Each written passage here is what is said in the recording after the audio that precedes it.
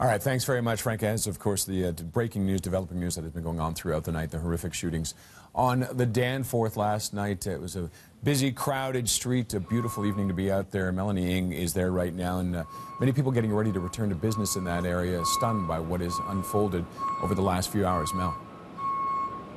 Yeah, absolutely, Roger. When we arrived, it was dark out. Now it is light, and in fact, I just saw one worker here. This is a community center and a daycare where it looks like their police are just notified us moments ago. They're starting to take down some of the police tape, at least to get us further access a little bit closer toward the Danforth. And I am assuming this community center and daycare will be open today. Just need to confirm that. But this tape is in the process of coming down. We're going to get a little bit closer toward the Danforth so we can bring you some more visuals as to this investigation, what's happening right now. But we want to show you an image of the alleged shooter. Now, we should warn you that some may find this visual disturbing. So here it is. We've chosen not to show you the entire video, just this one still photo. It is not yet known how this shooter died, but we do know the SIU has been called in and they are currently investigating. Our Tammie Sutherland is actually at the scene where SIU is standing by right now. And Tammie, what can you tell us from where you are?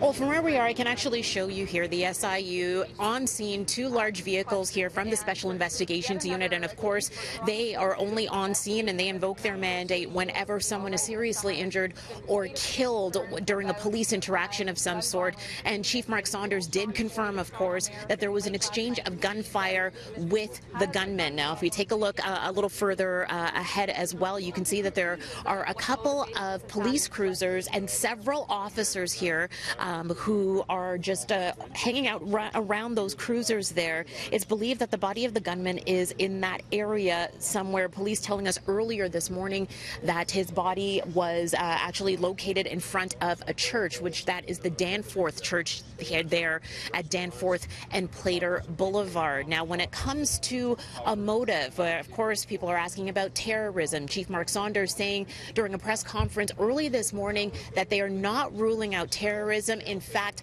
they're looking at every single possible motive in this case. But Chief Saunders saying that he is not calling this random. No, I'm not calling it random. This person was here and he definitely shot. I don't know why he did what he did. He won't be able to tell us because he is deceased. And of course, several politicians as well as local entertainers responding to the shooting overnight. We have, of course, a tweet from Canadian band Arcade Fire. They were performing at the Budweiser stage last night when this all erupted.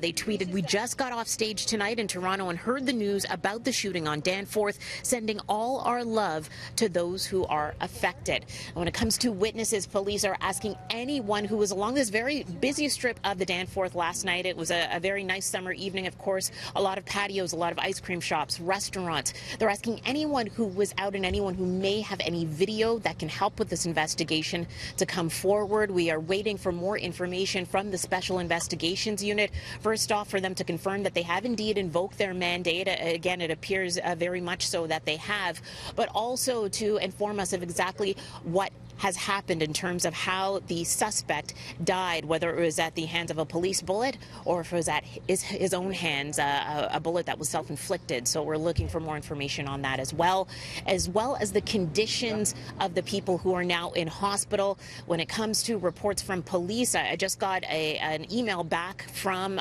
Police Communications, Toronto Police Communications. They say at this point they have no update to provide, and we don't know whether or not an update will be provided during our show this morning, but of course we'll be continuing to gather that information as soon as it becomes available. Mel, I'll send it back to you.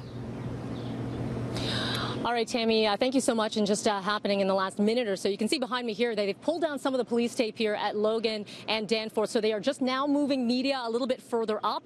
You can now see the Central Field Command here. And again, if any major updates were to happen in this investigation, likely to happen from this location here. And I'm just going to get up further in the next couple of minutes, work on some more information on this investigation. Meantime, we're going to go to our Sean Cowan. And Sean's been working overnight, talking to a number of witnesses. You were one of the first on scene here, gathering visuals, talking to people in very frantic times, Sean. That's right, Mel. On scene here overnight, dozens, if not hundreds of people were just lined the street here, just standing, staring at the situation. They tell me they were in shock, they were in disbelief, they can't believe this happened in their neighborhood. We spoke with some of the witnesses who saw the gunman who shot the gun a number of times and then ended up moving on and shot the gun a few times. So just people in this neighborhood just can't believe what has happened. I spoke with a young couple who lived right above the RBC here, and she was sleeping at the time. He was working just a few doors down in the basement of a restaurant, and she did not hear the gunshots. He did. He ran over to tell his girlfriend. I spoke with Sam, and he tells me this is not the first time he's witnessed something like this. A number of years ago, he was also at the Eaton Center shooting, but he tells me what he saw and heard last night. It's unfathomable. Like, you really can't, there's no reaction. It's just shock at first. When you see that many cops coming through, you don't know what to think.